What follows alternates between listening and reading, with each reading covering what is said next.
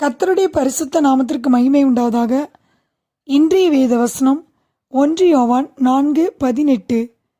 பூரண அன்பு பயத்தை புறம்பே தள்ளும். தேவன் நமக்கு பயமுள்ள ஆவியை கொடுக்கவில்லை, பலமும் அன்பும் தெளிந்த புத்தியுள்ள ஆவியை கொடுத்திருக்கிறார். பூரண அன்பு பயத்தை புறம்பே தள்ளும். தேவன் நம்மேல் எவ்வளவாய் அன்பு கூறுகிறார் என்பதை அறிந்து கொண்டால் நாம் பயத்தை புறம்பே தள்ள முடியும். நாம் பயப்படக்கூடாது என்று வேதத்திலே வாசிக்கிறோம். பயம் வேதனை உள்ளது. நாம் எதை கண்டு பயப்படுகிறோம்? தேவனுடைய நியாயத்தீர்ப்பை கண்டு நாம் பயப்படுவோமானால் தேவனுடைய அன்பில் நாம் பூர்ணப்பட்டவர்கள் அல்ல. 1 யோவான் 2:28 வாசிக்கிறோம். இயேசு கிறிஸ்து வெளிப்படும் போது நாம் அவர் வருகையில் அவருக்கு முன்பாக வெட்கப்பட்டு போகாமல் தைரியமுள்ளவர்களாய் இருக்க அவருடைய அன்பில் நிலைத்திருக்க வேண்டும். ரோமர் 8:1 வாசிக்கிறோம். கிறிஸ்து இயேசுவுக்குட்பட்டவர்களாய் இருந்து மாம்சத்தின்படி நடவாமல் ஆவியின்படி நடக்கிற நமக்கு ஆக்கணை தீர்ப்பில்லை.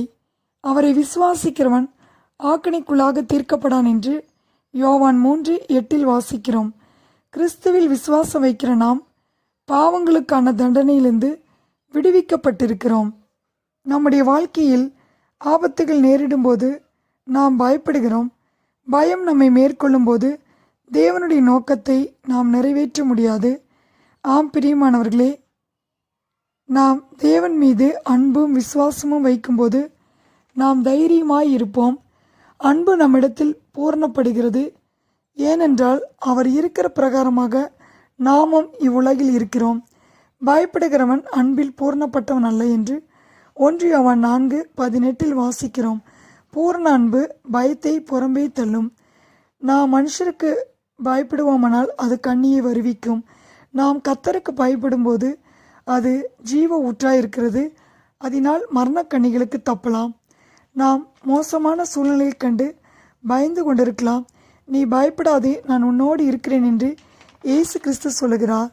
இயேசுவினுடைய அன்பிலே நாம் நிலைத்திருக்கும் பொழுது அவர் மீது வைத்திருக்கிற அன்பு பயத்தை புறம்பே தள்ளும்.